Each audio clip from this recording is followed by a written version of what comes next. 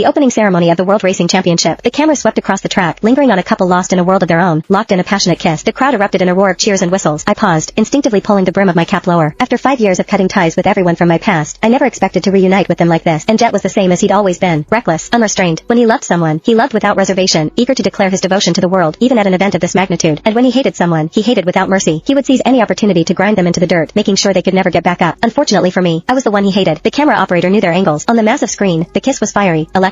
Anyone watching would assume they were a couple deeply in love. The woman in Jet's arms, Vivian, was a vision in a stunning red dress, her gaze confident, almost defiant, as it swept over the crowd. She was a world away from the timid, shrinking girl I remembered from 5 years ago, the one who couldn't even meet my eyes. Time is a strange and powerful thing. In just a few short years, it had reshaped everything. I lowered my gaze, about to turn and leave, when the man's lazy voice echoed from the speakers, filling the entire stadium. That's right. This is my wife. I brought her here because I wanted her to share this honor with me. Why else? Jet's laugh was wild and free. Because she's worth it, of course. My body went rigid. His cruel, sharp words from the past echoed in my ears again, and the old scars, long since healed, began to ache with a faint, phantom pain. I touched the jagged, terrifying marks on my wrist, and my mind drifted back to a summer day, 10 years ago. That was the day I first met Jet, a 15-year-old boy, curled up in a corner by the dumpsters like an abandoned stray cat. A long, gaping wound on his wrist was bleeding profusely, staining the pavement crimson. I took him home. Back then, Jet was plagued by a profound world weariness, tormented by depression and bipolar disorder until he was a ghost of a person. His father was in prison for gambling, his mother had run off with another man, and his relatives passed him around like an unwanted burden. His life had started to wither before it had even begun. Perhaps it was because we were kindred spirits, broken in similar ways. Even when he cursed me with venomous words for meddling, even when, in a fit of madness, he bit clean through the palm of my hand, I never once thought of giving up on him. I spent 5 years pulling that sullen, self-destructive boy back into the world of the living. Jet told me I was his son. He knelt before me, placing a simple silver band on my finger, a ring he'd earned by hauling 100 bags of cement at a construction site. Rhea, he'd promised, his voice thick with emotion, I'll never try to die again. From now on, every single day, I'll live for you. In my innocence, I believed we would be happy forever. Until the year we graduated from college, when a distant cousin of mine, a daughter from a remote branch of the family, found her way to us. The girl wore ill-fitting rags, and the skin visible beneath them was a tapestry of purple and blue bruises. She looked up at me timidly and asked if she could stay for a little while. My heart went out to her. My cousin's daughter, Daisy, grew up in a cramped, oppressive mountain village. Her mother died young, and her father was a violent alcoholic. Just after her 16th birthday, he'd eagerly sold her to the village chief's idiot son for a couple of grand. She had fought her way here to escape that hell. I couldn't possibly send her back, so I took her in, just like I had taken in Jet. But this time, my kindness was not rewarded. It became the single biggest regret of my life. We hear today is also your wedding anniversary. Are you planning to give your wife the champion's trophy as a gift, Mr. Jet? A gossip reporter asked, thrusting a microphone towards Jet's lips, his eyes gleaming with the hunger for a viral headline. The explosive question silenced the entire stadium. Jet's smile was nonchalant. Why else would I bring her here? He retorted. She's the treasure I hold in the palm of my hand. I couldn't let her come all this way for nothing. The man's arrogant confidence sent another wave of cheers through the crowd. The reporter, knowing he had his story, was trembling with excitement. Wow, Jet, the devoted husband, lives up to his reputation. To have such an exceptional man dote on you for 5 straight years. Do you have any secrets to share? The reporter turned the microphone. Would you care to answer, Ms. Vivian Chen? Vivian Chen. I froze for a second. It took me a moment to realize who they were talking about.